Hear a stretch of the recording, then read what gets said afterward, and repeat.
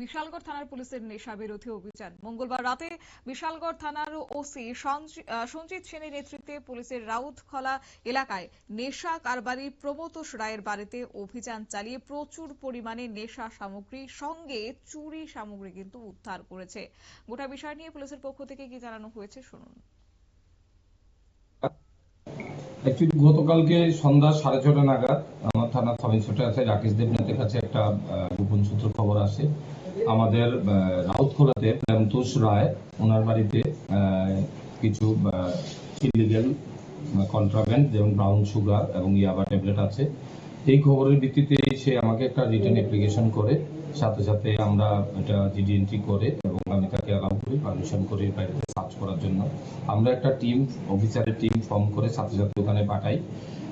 পাঠানোর পর প্রেমতোষের বাড়িতে যাওয়ার পর তাকে ঘরেই পাওয়া যায় এবং তার সাথে আরেকজন প্রসেনজিৎ শাহ আছে, দুজনকে আমরা ঘরের মধ্যে পাই। তারা ব্রাউন সুগার গুলা যে ভায়েল আছে, ভায়েলের মধ্যে প্রসেসিং করার সময় তাদের ডিটেইন করা হয় তাদের বাড়িতে।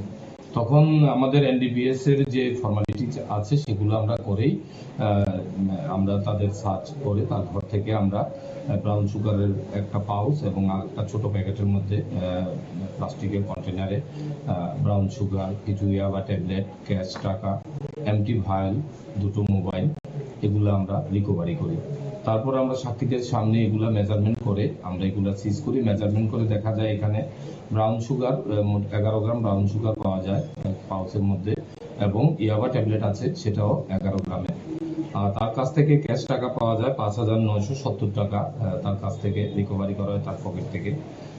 এখানে সে যে ইলিগেল বিজনেসটা করে, একটা গাড়ি এবং একটা বাইক তার বাড়িতে ছিল, এগুলো আমরা এই কেসে সিজ করে নিয়ে আসি। আমাদের এখানে একটা এনডিপিএস কেস রেজিস্টার করি এই পরিপ্রেক্ষিতে, কেস নাম্বার 62/25। আজকে আমরা তাদের পুলিশ রিমান্ড চেয়ে আদালতে পাঠাবো এবং সে কোত্থেকে এই জিনিসগুলো পারচেজ করে এবং কোথায় কোথায় সেল করে এই জিনিসগুলো দেখে আমরা বাকিদেরও অ্যারেস্ট করবো। এর পেছনে কি আর অন্য কেউ জড়িত থাকতে পারে বলে?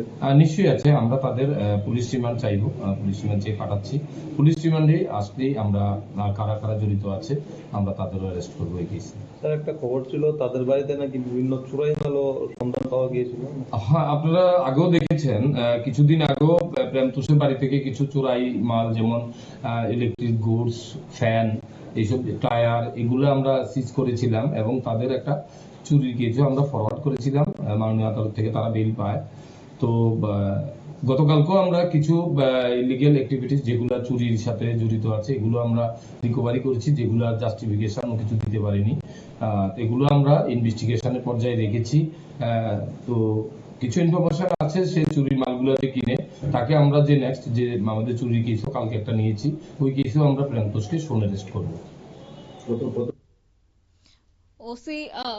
ওসির বক্তব্য আপনারা শুনলেন। অবশ্য এই বিষয় নিয়ে কিন্তু তারা জানিয়েছেন যে এই প্রেমতোষ আগে থেকেই চুরির কাণ্ডের সঙ্গে যুক্ত ছিল, পাশাপাশি নেশার সামগ্রী বিক্রির জন্য কিন্তু একটা জড়িত ছিল এবং তাদের কাছ থেকে গোপন সংবাদের খবর পেয়ে যে তল্লাশি চালিয়েছে পুলিশের পক্ষ থেকে, তাতে করে 11 গ্রাম ব্রাউন সুগার, 11 গ্রাম হেরোইন উদ্ধার করা হয়েছে। সঙ্গে তাদের কাছ থেকে নগদ 5,970 টাকা উদ্ধার হয়েছে। এছাড়াও মোবাইল, পাশাপাশি একটি বাইক এবং একটি গাড়ি সিজ করেছে পুলিশ। আগামী দিনেও তাদের কার্যত নেশা বিরোধী অভিযান পুলিশের পক্ষ থেকে জারি রাখা হবে। একই সঙ্গে আজ ধৃতদের বিরুদ্ধে এনডিপিএস ধারায় মামলা রুজু করা হয়েছে।